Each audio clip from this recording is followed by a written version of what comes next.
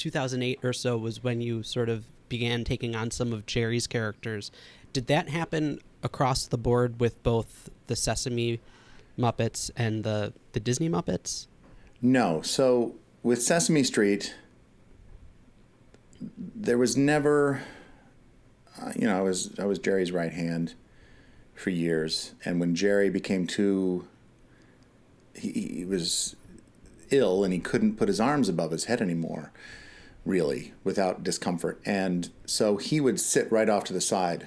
And I have a specific picture in my head of a particular episode of literally he's like 10 feet from me. I'm wearing headphones like I have in now. And he did the lines live.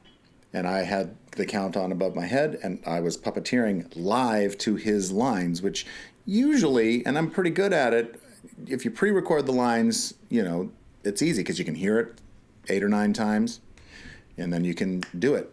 But he was sitting there live and responding live, like we'd like to do. You want it to feel the most organic as it can, be the most organic performance possible. And so he would sit over there and he would deliver those lines with the same gusto that he had if he had been under the puppet. It's just that he wouldn't have been able to do it in his physical state. And so, but that didn't happen with Sesame Street. When Jerry died, that's when that character, it was decided that I would carry on in that role. Oh, I see. But with the classic Muppets, what happened was with the classic Muppets, Jerry decided that he didn't want to travel anymore because working with those Muppets, you'd have to go to L.A. a lot of the times. And so he just didn't really want to do that anymore. And so there was a meeting in a hotel in New York City with Jerry and me and Steve Whitmire and David Rudman and Debbie McClellan, who was in charge of the Muppet Studio at the time.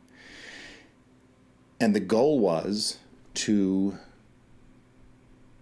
try to find somebody that would take on Richard Hunt's characters, Janice and Scooter, and then somebody that would take on Jerry's characters. And at the time, it was really just Floyd and Robin, and maybe Dr. Julius Strangeborg. Not sure why, because there wasn't really anything going on with him. He had to show up in the Bohemian Rhapsody video. So, but for sure, it was Robin and Floyd. And this was Steve's idea. Steve wanted to have, as I understand it, Steve really felt that it was time to have a singular person play those roles for those performers, for Jerry and for Richard. And so we sat in a room with Jerry one evening, and he just talked about what he thought of the characters and where his inspirations were.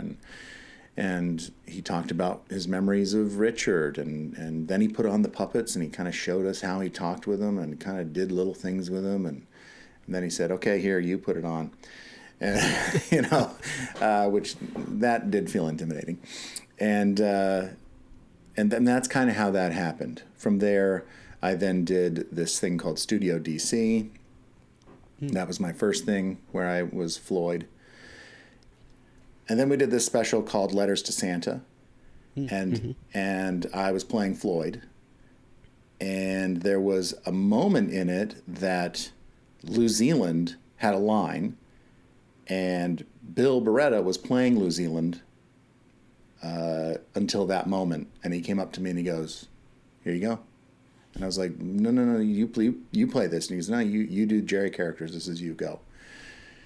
And they had a line, and I had to go, okay, let me figure out what I'd never done New Zealand before. And then that was the line that they ended up saying in that movie. And then I became